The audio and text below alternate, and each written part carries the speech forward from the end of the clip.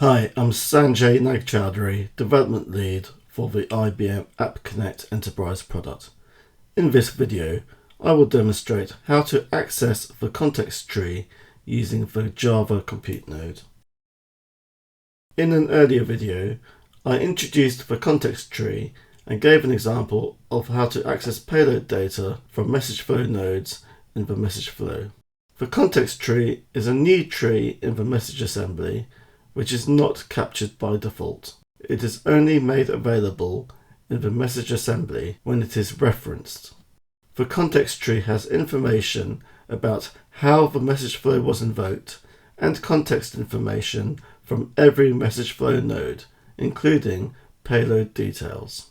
In this ESQL example, I showed how to use the context reference and context invocation node ESQL functions. There are equivalent classes and methods which can be used through a Java Compute Node. So in ACE 13.0.5.0, the Java Plugin API has been updated to allow access to the context tree. This allows the Java Compute Node and Java Plugin nodes to access the context tree. The Flow Debugger can be used to check how the context tree has been accessed. In order to use context trees in Java, the enable context tree usage method must be used in the onSetup method. When enable context tree usage is called, it will switch on context trees for the message flow before any flow threads are started. New classes have been provided to access different parts of a context tree. The MB context tree object can be retrieved from a MB message assembly object by using the getContextTree method. I will demo using this method to get the MB context tree object. The MB context tree class has several public methods which allows you to access parts of the context tree. This slide shows some details for some of the methods on the MB context tree class. In the demo, I will be using the getNode method. In a later video, I will show how to use the getInvocationNode method when the main message flow has multiple input nodes. Also in a later video, I will show how to use the getNodeInLevel method when you're using several nested subflows. A MB context tree node object can be retrieved by using the getNode method on the MB context tree class. The MB context tree node can be used to access data from the context tree for the specified message flow node. In this example, the MB context tree node object is retrieved for the HTTP input node.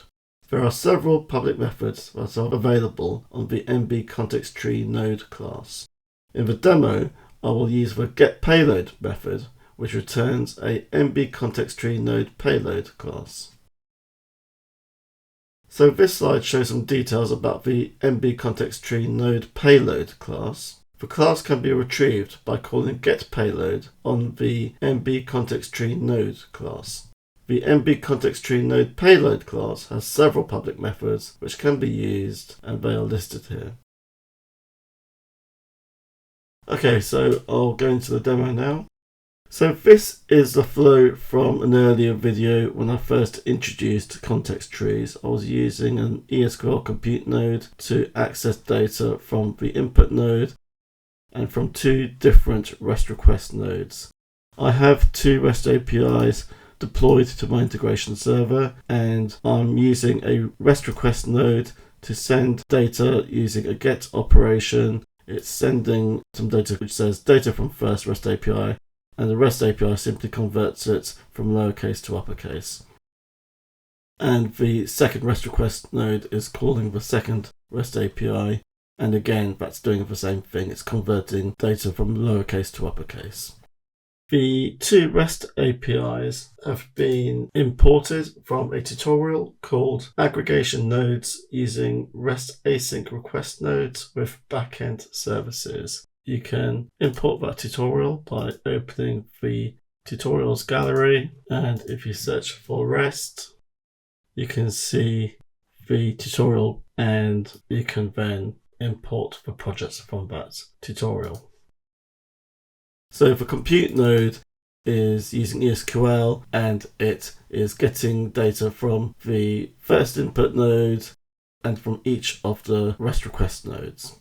So in the past, you would have had to have copied the input message and the output messages from each REST request node into the environment tree or into a shared row variable or into global cache in order to then access it later downstream in the flow.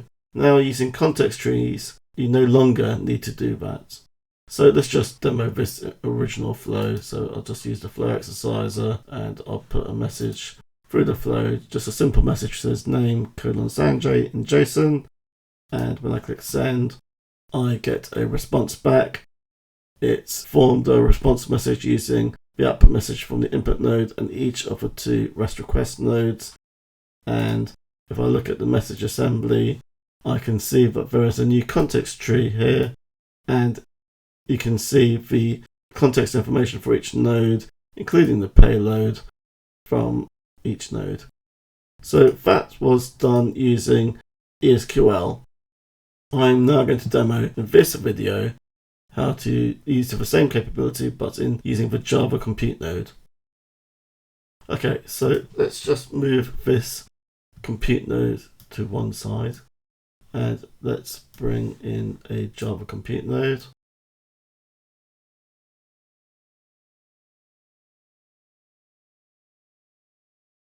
And I am going to use a package name of context.tree.demo, and I will bring up the Java that is shown in the editor.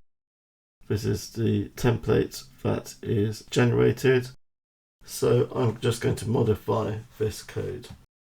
So the first thing you need to do when using the Java compute node is to enable context tree usage in the onSetup method. So if I add a line here, if I start typing enable and I'll do the code assist, I can see the enable context tree usage method and that I need to add that line there. So now let's add code in the evaluate method.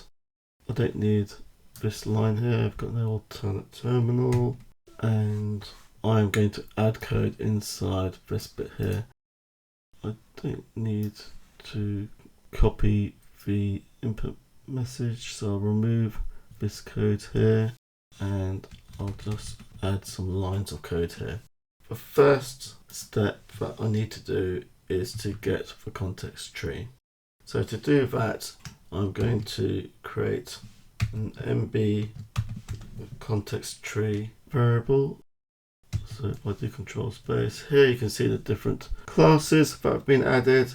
I'm going to select MB context tree. I'll call the variable context tree. And I can get that from the in assembly. So in assembly is passed in as a parameter here. So again, if I do code assist on in assembly, here you can see the get context tree method is now shown on the MB message assembly class. So that returns the context tree. So I need to do a bit of setup to form the output message. I'm just going to paste that from another example that I have. This is standard code that you would use in the Java compute node. I'll just import the MB element package. I need to also add the data folder for the output tree. Okay. So now I'm going to add the code where I'm using the context tree. So I'm going to add some defensive code here and just check that context tree is not null.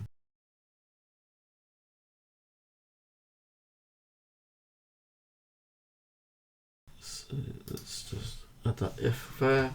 And now I'm going to add code here where I'm going to access information from earlier nodes. Okay, so the first one I'm going to do is to get data from the input node. I need to get the MB context tree node object from the context tree. So if I create a new variable, and I'll call it input node, and I can get that from the context tree. So I'll do context tree. So this is this variable here that I earlier defined, and I can use a method called get node. There it is, get node. And my node is called HTTP input. So if I copy that node name in there as the parameter, that will return a MB context tree node. Import package, and now I'm going to get the payload. So I'll add a comment, so I'm getting the payload. I can use the MB context tree node payload class, create a variable called input node payload, and I can get it from this variable here from input node, and I can simply call the get payload method.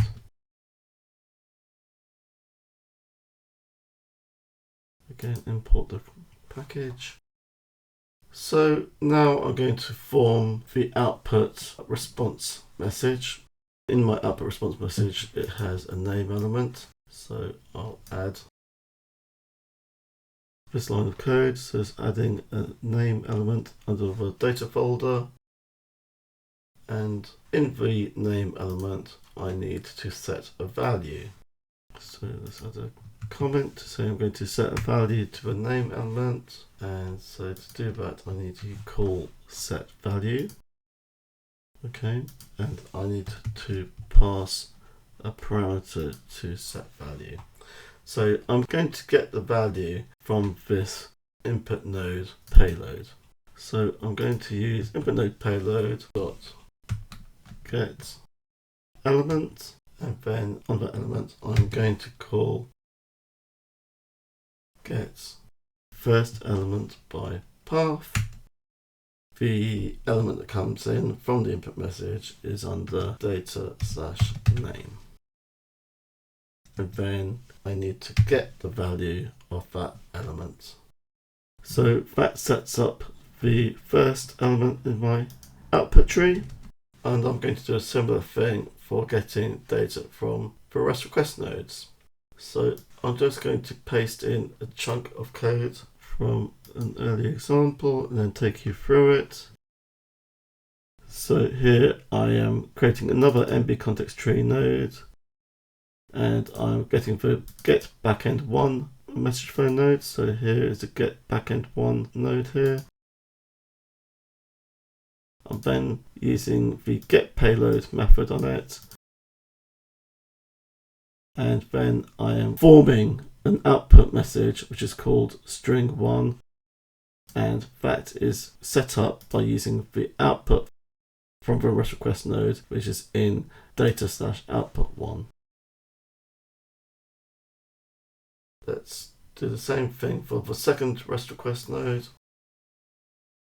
So this has set up the, I've got a typo there, that should be data.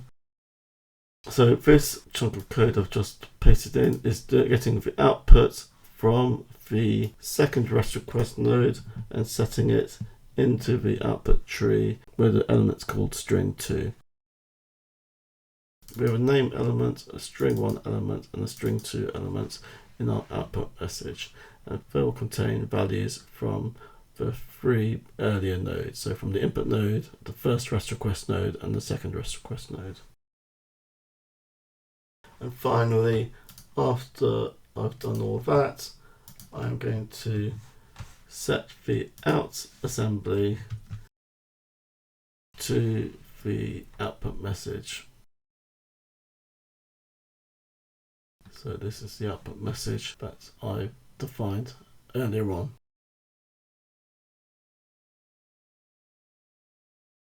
So that's all the code done for my Java compute node.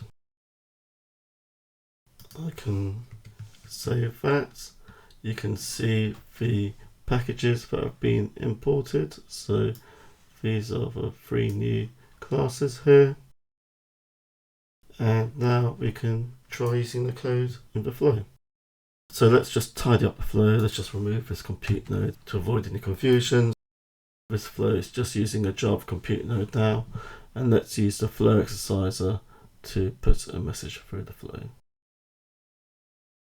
So I'll redeploy the application and put a message through.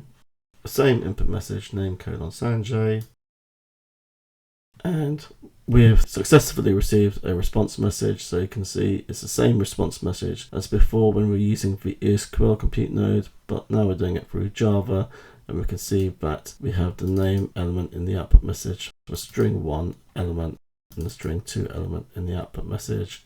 And that's using data that's returned from each REST API. And if we look at the message assembly after the Java compute node, we can see the output message, and we can also see the new context tree, and there is information about the flow details, about the invocation details, and the different nodes which have been captured in the context tree. So we have the HTTP input node, you can access the payload data, and you can also see payload data from the REST request node. So that was the output data from the REST request node. And if we have a look at the second REST request node, we can see the payload data from there as well. So hopefully you should be able to follow along with this. With 2 REST APIs were taken from the tutorial which was imported. This was shown in the earlier video I did. And you should be able to create this flow from scratch. Let's try using the debugger. Let's add a breakpoint in the Java code. So let's just put one there, and let's put one there as well, and one there, and let's enable debugging, and let's put a message through the flow. Okay, so it stopped at my breakpoint. So I can see the context tree in my debugger. And if I step through, I can see the different variables being created. So I can see the input node variable. I can see the input node payload variable. And I can see the element that was set up for the output message. If I go to the next breakpoint, I can see again the other variables that were set up. So if I get backend 1 node, and I can see the information about the get backend 1 node variable and the payload and the output element that was created. So if I carry that on to completion, I can see that the response was sent back. So in this video, I've explained the new capability in ACE version 13 for accessing context trees using a Java compute node, and I've demonstrated how to access them. The new Java classes and methods have been added in ACE version 13.0.5 for accessing the context tree.